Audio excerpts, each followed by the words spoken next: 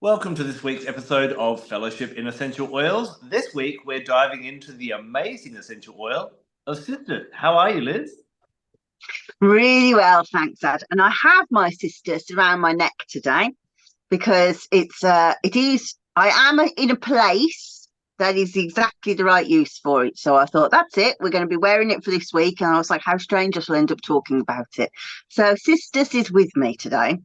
Well, I'm looking forward to finding out exactly why you're wearing it this week. But before we do that, I really need to kind of clarify because there is some confusion sometimes. Cistus and labdanum, same plant, different oils? Yeah, yeah. So I say labdanum, but as you say, it's labdanum, whatever. Yeah, same plant. It's a shame actually because I had intended to get up and harvest cistus in my garden because it is midsummer today as we record, and it is beautiful around this time. But just all the flowers had just gone in the last couple of days. But it absolutely loves heat, the cistus plant. You might also have seen it as rock rose. You see it in flower essences as rock rose. And what it does is it kind of exudes this goo uh, onto the leaves, and it gets very sticky. So you kind of want to avoid the plant when in the garden if you can, because it just gets all over your clothes and everything. But in the ancient world, this goo was very well sought after. And it presumably grew wild in Greece because the goats would get it onto their beard because they'd be rooting around in it. And then they developed a special sort of rake that got the goo out of the beards of the goats so that they could use it in incenses. So we do have a essential oil of the labdanum, which is the exudate, but cistus is the actual plant. What I found interesting, actually, I don't know if you'd heard this story of the rakes before, but when you see pictures of Tutankhamun's mask, he's holding like a flail, isn't he? Mm. There is a school of thought that think that maybe that's what that flail was. That it was a rake for the labdanum because it is a regal pharaonic, not oil, but what's the word I'm trying to say? Ingredient that they would have used it in the pharaonic recipes. Yeah. Yeah. I'm going to pull you up on a big word that you used just to clarify what it was. You said labdanum is a exudate. What's an exudate? Something that has been exuded. So a bit like a resin. Yeah. So would I be right in saying that cistus more comes from it's kind of exuded from the leaves of the plant of the rock rose? And the stalks. Yep. Yeah, exactly. So that's my understanding of it. Yeah. Yeah. But then within the stalks is actually another kind of resin-like material, I guess kind of like galbanum, and labdanum comes from within that. Is that correct? Yeah, I think so. Yeah, I think so. Now, those two, that was my understanding as well. Those two oils, chemically a little bit different? Do you know, I never even thought to check that, but yes, they are, and they act very, very differently. But I couldn't isolate because I'm not doing labdanum now. I couldn't isolate exactly what those chemicals are. Perhaps could look in trying to see if I can see my old Tisserand book to hand, but no, I can't. But yes, so the Cistus essential oil, importantly, that's what we're talking about, is very high in alpha pinene. So kind of when you smell it, it can smell kind of piney sometimes, but kind of fruity or flowery. It moves and shifts, but when you get that piney scent coming up, that's the alpha pinene volatiles. So when you're using it, there's not very much scientific evidence into cistus. It's not an oil that they're very interested in, but it is a plant that has been used for thousands of years in folk medicines, and predominantly it's not really a British English way to say it. It's an American English way to say it, but I think it really works here when we say for trauma. So when the Americans say trauma, they mean they've hit themselves, they've bashed themselves. We wouldn't really say that in England, but in this case, it's absolutely appropriate. So cuts and bruises, scrapes, all of those things are very good for cistus. Psychologically, we use it for trauma as well, and I'll talk about that afterwards. But the alpha-pinene makes it a tremendous anti-inflammatory, so also another good reason to use it on those kinds of bashes traumas, because we can reverse the inflammatory response. Obviously, when you get like redness and stuff around a wound, it's because the inflammatory response has said, everything else, please stay away while we try and fix this. But you will often get pain from that. You'll get redness. So the cistus, the alpha-pinene, is very good at being able to bring that down. One of my favourite facts about alpha-pinene, which I will most certainly have said in other lectures, is that it's been very strongly researched for its work on chondrocytes. So chondrocytes are the cells that make up collagen that exist within the vertebrae to make up the discs. So it has been proven now that alpha-pinene will actually help these chondrocytes to regenerate. So it's being explored for osteoarthritis. So those people whose collagen and the sort of supple tissues within the spine all start to decay, they've now proven that alpha-pinene can help to regenerate that. Now, normally when we talk about an essential oil, we'll say that there's quite a big margin of different, if you have one distilled here, it will have a different amount of alpha-pinene here, and there's quite a big sort of band of margin. But really, it's quite reliable that there'll be around about 50% alpha-pinene, 55, 56%. So almost half of the oil is this alpha-pinene that will be good for this. So you could use things like pine, for example. A good example is obviously it's high in alpha-pinene in massage, but it's got a very strong piney smell, and the spiritual aspect of pine oil is very different to cistus. Cistus, as I say, is about trauma, or particularly about crisis. And Robbie Zeck talks about how she uses it for crisis in her book, and I'll talk about that in a moment. But if somebody is particularly at a point in their illness with something like osteoarthritis, and I cannot go on, this is just overwhelming me, it's taking over everything, then cistus would be the oil that I would choose to go for, to be able to say, come on, let's just like move you from the center of the crisis and help things dissipate. Because if somebody's in profound pain, that becomes the sole objective of their thoughts. They can't think outside of it, whereas cistus helps you to move out of that. So, I mean, I always feel very reluctant saying this, because I think that if somebody had got the wrong ears on, they would hear it differently.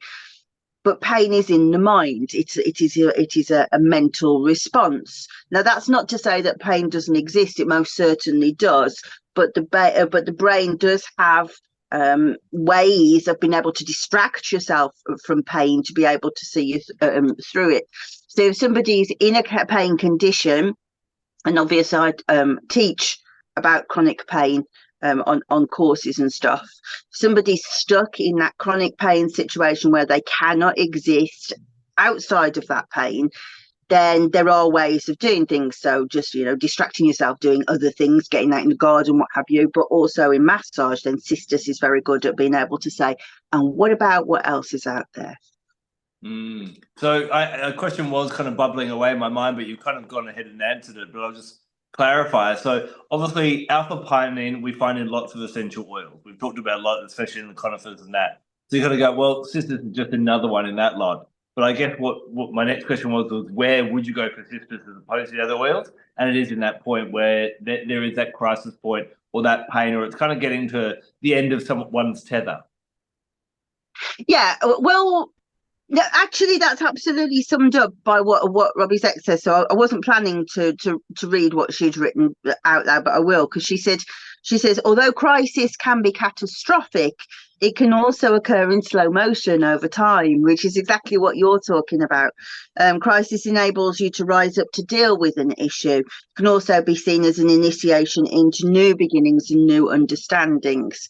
And you know, this idea of initiation is a very spiritual word that has like magical ramifications, but it also has very strong ramifications in this reality. That, so for example, if let's use somebody who's been in a car crash, for example, and may not be able to use their legs again, for example, they are initiated into a new way of being. There will be things that they can't do, but there will be skills that they develop that perhaps the rest of us don't have. You know, for example, these tremendous muscles in the arm to be able to push their wheelchair. You know, I'm sure there will be many other things, but that's an initiation into a new world that potentially they would not have gone into. And Cistus is very good at being able to open that initiatory door. Yeah. So as we've been going further into this podcast series, we've kind of got, you know, we've done all the general oils, and we get into the rarer oils, and the kind of common conversation that we're having is, you know, is this an oil that everyone needs, or is it kind of like it's good to have in case of emergency? And I'm kind of thinking it's not something you'd be reaching for on a weekly basis, but it's more of a special occasion one. Is that right? Yeah, it is. Although I do love the fragrance of it. It's one that I could definitely sit with all day, every day. So I would say to people to definitely kind of have a go at seeing, or do I like that fragrance? Because it's such a really good it's a grounding oil. So you could use it daily if you wanted to. And it's not an oil that I'd be worried about the sustainability of. I mean, cistus plants literally grow like weeds. So it's easy to get your hands on. So I would definitely say if you've kind of established your core set of oils and you're thinking, right, I would like to develop it a little bit, then this is a great one to have a go with, because it can do so many things physically and emotionally. Bit of a round two oil. I can't really describe its aroma. Can you think of any oil that it smells similar to? Yeah, but it won't be an oil that people know. I think it smells quite like Divana. But it's kind of yeah. it's got like an alpha pin. You can smell the piney bit. There's kind of like an orangey scent to it. Oh, you got it there as well. We've got like an orangey fragrance to it, but also, and there's nothing that I can think of that's even remotely similar to roses, but you can kind of, not necessarily roses, but there must be some geraniol somewhere down there, because you kind of get that flowery side to it. But it really does shift, I think, changes every time you smell it. It does a little bit. I must admit, if I was to smell it and not know what it was, I'd probably be guessing it was maybe a wood oil, or like it feels like for me, quite a heavy aroma. Now you said that, you see, I've shifted towards a bit of a cedarwood smell now, which you wouldn't have got till you said wood. It is a bit of a shapeshifter, which I really like, because, for example, ylang ylang, you can wear it for about an hour and suddenly go, get off. It's too much. Whereas I could sit with this for hours and just keep thinking, oh, that's really calming. That's really nice. Yeah. Yes. One thing I will point out, when it comes to blending cistus, a small amount goes a long way. I've tried, you know, if you're going to do like 3 drops of this and 3 drops of this and 3 drops of this in a diffuser, all you'll smell is cistus. I find just it probably, I don't know if it is a base note, but it for me, it seems to act like a base note, and it will dominate if you use too much of it. Have you noticed that? Well, I never use diffusers, so I don't know the answer to that.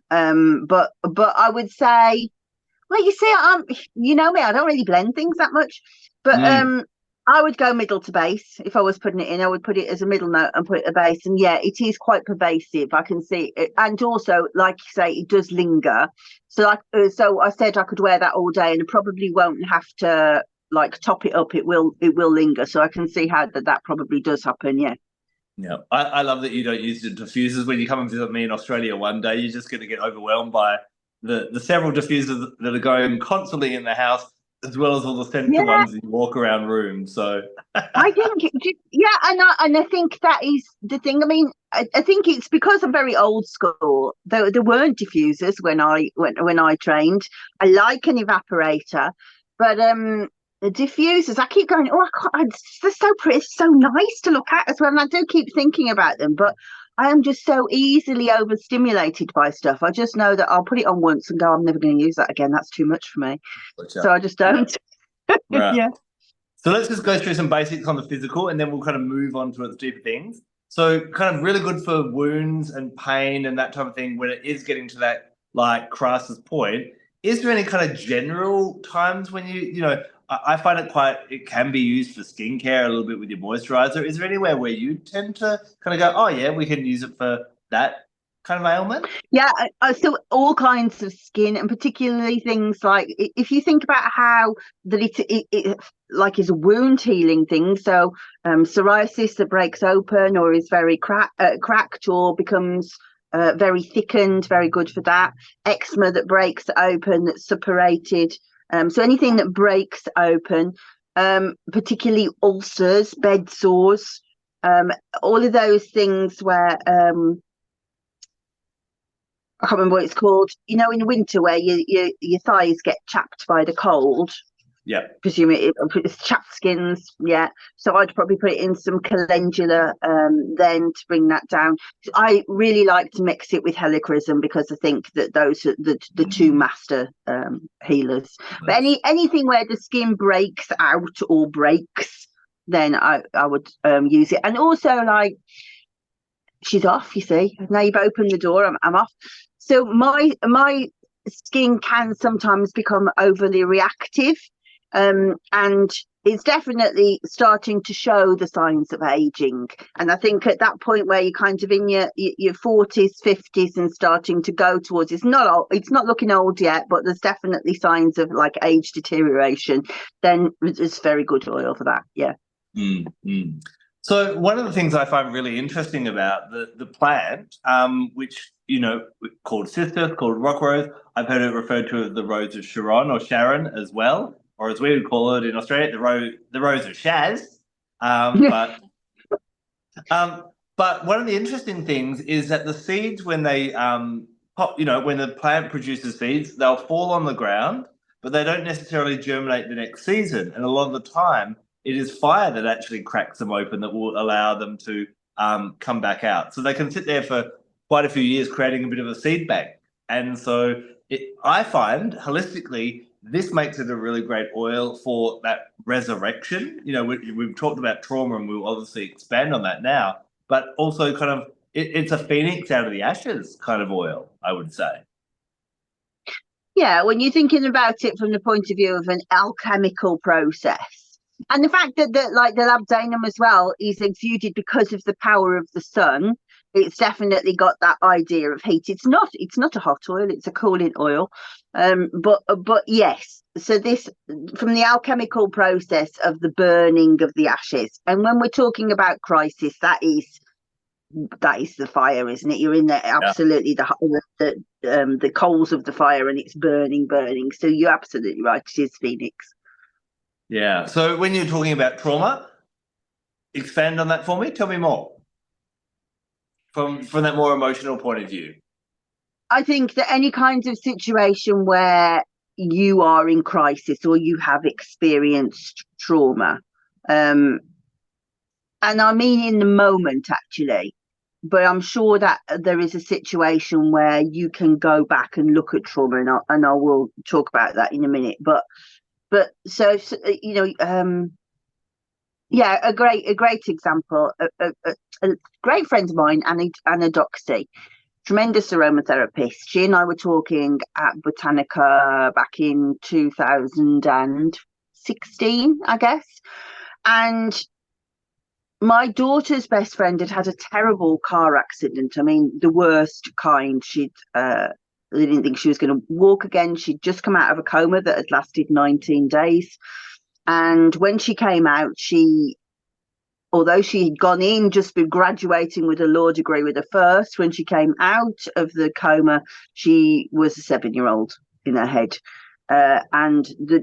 So she had experienced a profound trauma and she had no memories. And I've been talking to Anna saying, what I really would like to do is to kind of put together something where she can smell things and just kind of anchor the smells to see if we can increase her memory bank. Well, in the end, actually, that didn't happen. She didn't need it. She kind of came out of it very, very quickly. But Anna said straight away, Cistus. She said that's what I would use immediately if somebody's had that kind of traumatic incident. And it was funny because I'd never learnt it like from a book that way, but that was my instinct as well, that suddenly it kind of seems to move it through your etheric body so that it doesn't stay within the body. Because as we know that PTSD, that's exactly what happens, that memories get stuck. And so let's talk a bit about Robbie's next book. Let's just give her a good plug. The Blossoming Heart, if anybody hasn't read it, absolutely fantastic. And it comes with really beautiful cards to use as well. But what I love about Robbie's work is she puts her oils on an axis of polarity. So in the case of Cistus, shocked, restored. So this sits really well with a practice that we use in bee medicine, where we walk the 8. So to give that context, when a bee comes back to the hive, when she's found a pollen source, she does this fantastic thing called the waggle dance, which is a figure of 8 dance for the rest of the bees. And she is able to show them exactly how far away from the hive it is, what angle it is in relation to the sun. And so they know, okay, right, well, I don't need to follow her. I know roughly where I'm going. And that's what they do. So within bee medicine, what we do is we walk the 8 between 2 polarities. So between the hive and between the pollen source. But that can be also many different things, but particularly polarities in terms of emotions. So the first one that you ever learn is between joy and sadness. In this situation, right, between shocked and restored. And the reason why I really like that is because if we're not careful when we're talking about essential oils, we're very much kind of get to a situation, the same place that the doctor does that gives you a healing plaster. Okay, let's just move that away. Well, actually, with trauma, we can't do that because it will stay around. The only way that you can go through trauma is to go through it. And so, in particular, with things like PTSD, when you're doing sort of eye movement reprogramming, EMDR, desensitizing deprogramming, the whole idea of it is that you keep revisiting that trauma in a safe space so that you become desensitized to it. Well, in effect, that's what walking the 8 does, that you have to very safely keep going back to the shock and restore and shock and restore and shock and restore. And so eventually what happens is your body kind of goes, yeah, I know about that shock. It was fine.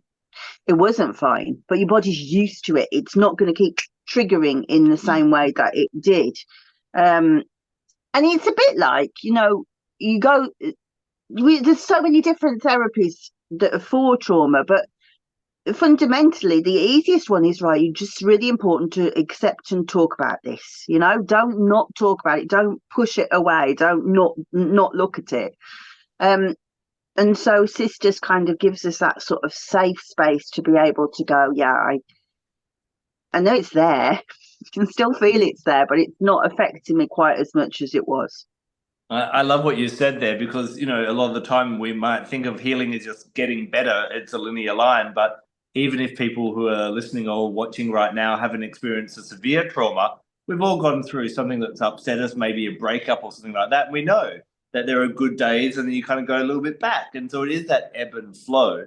And that's where we can lean into our essential oils. I should point out, though, that when we're talking about these oils will help you heal, I always say that our essential oils are our friends. They're there to support you, and there's different oils that will support you in different things, but they're not going to do it for you. You can't just rub some Cistus on you, pop it in the bar, pop it in the diffuser, and I'm over the trauma type of thing. It's there to get you in that right state, but just like a friend can't heal for you, you've got to do the healing. The essential oil can be that friend and that support that really aids you on that journey or on that quest. I think that's absolutely correct. And I think that we should perhaps bring that back into the physical body. You know, the things that we talked about in terms of chronic pain, in terms of psoriasis, we're talking about eczema.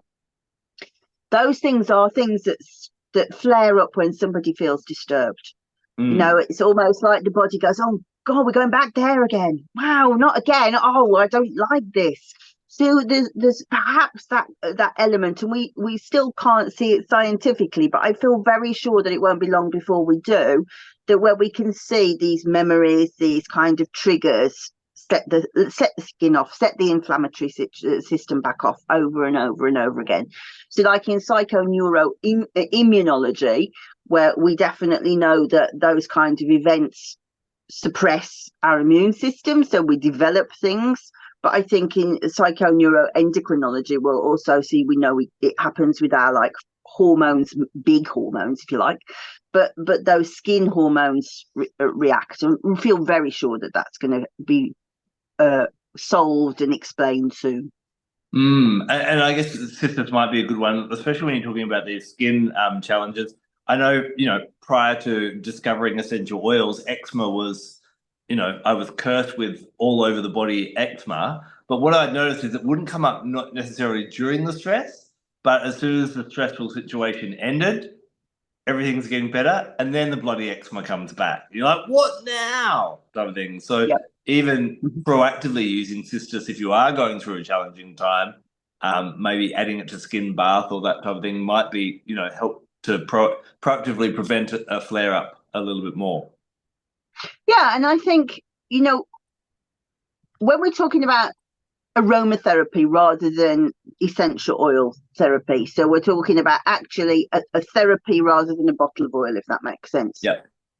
One of the most important things I would always say to people is, are you journaling? It's really so helpful to sit down with an essential oil, to do that inhalation work and just let the pen go. And it's amazing how, when you're not like editing and censoring your thoughts, putting them on paper helps you to see, wow, that's definitely going on in my body and I hadn't perceived it, getting it out. And Cistus is great for that. Now, we always like to talk about astrology. Where would you put Cistus with astrology? So I think there's two rulerships. I think everything about it says heart chakra, this idea of how trauma makes us go and closes it down, because it definitely does. But also, I think, so that would be Venus, of course. But I think we also have to acknowledge that this is a sun medicine, that how the plant reacts to sun, but also how it makes us feel much sunnier and fortified and ordered, if you like. So you did a very poor job, Adam, of not coming back to my aroma pendant. So let's go back. Okay. Go back to that. Let's go all around the place. The reason why, no, actually, I'll help explain the next point. So the reason why I'm wearing it is, we talk about trauma and initiation, but another thing is that sometimes you can have these spiritual insights, but you're in like this, especially we're filming on the solstice now, and also it was a full moon last night. I am like in the lake of everything just coming down. It's just too much. And there is one particular project that I'm trying to write down, and it's just too much. And that's a specific use of Cistus when there's something coming through, but you can't actually get it into the physical world. You can use that. So it's almost like you're waiting for, Egyptian medicine would say, you're waiting for it to come up from the underworld out into the outer world. So the sun rising from that. Yeah. So again, sun medicine. Yeah, fair enough. So yeah, I would agree with you with the heart chakra. I find it's really nice for that. I'm going to go a little bit kind of way out. I know you kind of stick to the traditional planets, but there is an outer dwarf planet. So there's up to 10 dwarf planets floating around just beyond Pluto, and they're kind of just astrologers and astronomers and everyone are trying to decide which one's which and which qualifies as the dwarf planet and so on. But there's one called Haumea. Now, Haumea is named after an Egyptian, not an Egyptian, sorry, a Hawaiian fertility goddess who was very volcanic in her energy, and she would keep on giving birth to new children and then procreating with them to keep herself alive, type of thing. So it's almost got this fiery volcanic kind of energy about it, and I love that kind of resurrection energy that Cistus has. And I find if you're looking at Humea, then you could bring it in there, or the moon maybe for a bit of its nurturing if we want to go really basic. So we're a little bit, we haven't really given a definitive answer on Cistus, but it is, I guess, an oil that, like you said, a lot of people don't dive into it that much. It hasn't really been totally unpacked, I think, and it still holds a lot of potential for people to find what they feel with it. Yeah, for sure. And I think I think there's a lot of oils out there now that this is kind of this new rebirthing of knowledge about the spiritual side, and that people are starting to, now that we have the scientific evidence that says, you know, that these things that have happened to you are going to reflect in your physical body. There's a whole set of oils out there that will never get explained by physical medicine in our lifetime. But I think people like me and you have got a big part to play in really spending time and trying to bring that information forward for people. Very much so, very much so. Now, as you've mentioned before, it's the summer solstice for you, it's the winter solstice for me on the day we're recording this. Are there any essential oil activities that you like to do with your oils on the summer solstice, or any that you would attribute to the summer solstice? Well, so I used rosemary the other day, which I never use. As you know, I particularly hate it. But since I had to get up at 4 a.m. to go out and see the sun, then I needed some wakefulness. That I didn't really use that many oils. I did have an essential oil bath actually with the Cistus, because fundamentally as well we had a full moon and a standing moon at that, I think first in 21 years. So it was a significant event. So I did mark that with a special bath. But other than that, no, I didn't really. I made a lovely flower mandala with roses, because it's obviously the rose moon here, flower moon. So I made lots of floral arrangements. But outside of that, no. What about you? Well, talking about bathing, you're normally the queen of baths, but I'm going to talk about one. There's actually a Japanese tradition that on the night of the winter solstice, they would have a bath with yuzu fruit, and they call it a yuzu yu. And it was to, you know, cleanse away the old year, start the year fresh, renewal, and all that type of thing. Now, yuzu fruit in many parts of the world isn't available, but yuzu essential oil, that amazing citrus oil that does come from those colder climates like Japan and China, is available. So, you know, popping a few drops of yuzu in the bath is something I like to do on the night of the winter solstice. So that's the evening. And then there is a bit of a European tradition on the morning after the winter solstice. Many people see this being, you know, New Year's Day, New Year's Eve, and so on. So they would get a birch broom and sweep out the home. So again, I'm not going to be able to find a birch broom anywhere in the next 24 hours, but I do have my birch essential oil. So using that, diffusing, spritzing to cleanse all out. Amazing birch, I find, is the tree is very much attributed to Venus. So if you've had any heartbreak in the last year, really good for kind of cleansing that out as well. And since we've talked about cistus and getting over trauma, maybe we can do a bit of cistus and a bit of birch to really cleanse out that space as well. So those are my two essential oil practices that I like to do around the winter solstice. Yeah, so actually this thing that I'm trying to write at the moment involves birch for the winter solstice, so that was interesting. But so birch is actually second maybe letter of the Ogham alphabet, and it rules that period from the first new moon after the winter solstice to the next new moon. So for you, that is a time, and this is like. They say that the birch is like a pioneer plant, so it was probably one of the first trees that came into existence. And because it has, do you have birch trees in Australia, in fact?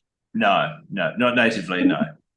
Okay, so we do. So they have beautiful silver barks, a bit like your paper barks, and we call it a paper tree. So traditionally in the northern hemisphere at the winter solstice, you can peel off the bark of the birch tree and write on what you want to let go of, and then you would burn that. So again, that's a great sort of ritual for you over in the winter solstice, perhaps now.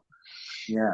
So when you're watching this, you may be a few days after the solstice, but that energy is still around. So get your yuzu, get your birch, get your cistus out, whatever oils we've talked about, and have a bit of a play with them, and get into the spirit of it all. But anything else we need to mention about cistus before we go totally off on a tangent? Do you think? No, just it's a very safe oil to use. No, the maximum dilution is 3%, same as normal oils. I wouldn't have a problem. I mean, I don't like people using essential oils per se on tiny babies up to about 6 months. But after that, if you've got somebody, a baby who's really upset and won't sleep, then that might be an oil to put on yourself so that she starts to associate that smell with you and calms down. So yeah, good oil for children, bullying, all of those kind of things, exams, crisis, full stop. Definitely an oil to experiment with. Help you get through those tough times and come out the other side stronger than ever. Yeah. Well, we've got through this podcast stronger than ever, and we'll be back next week for another one. And we'll dive into another beautiful gift of Mother Earth in the way of an essential oil. Thank you for joining us for this week. Until next week, take care. Bye-bye.